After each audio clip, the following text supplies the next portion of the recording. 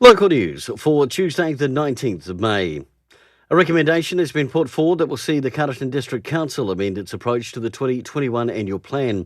The recommendations ask Council to agree to increase the average rates between 1.2 and 2% and to continue capital expenditure on planned projects.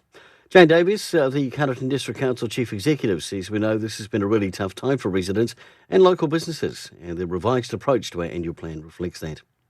Across Wairarapa, there's been a 42% increase in job seeker benefit uptake between February and April. 34% in Masterton, 55% in Carterton, and 64% in South Wairarapa.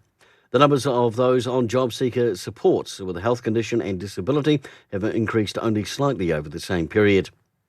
The Masterton District Council is launching a digital public art trail around town, giving locals and visitors an online map highlighting public art pieces.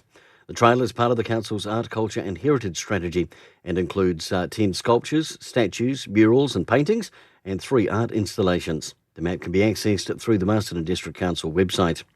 And the Great Wairarapa Escape Competition is being promoted in Wellington. Destination Wairarapa is helping rolling out the welcome mat, for those from the Wellington region, which make up 45% of visitors to Wairarapa.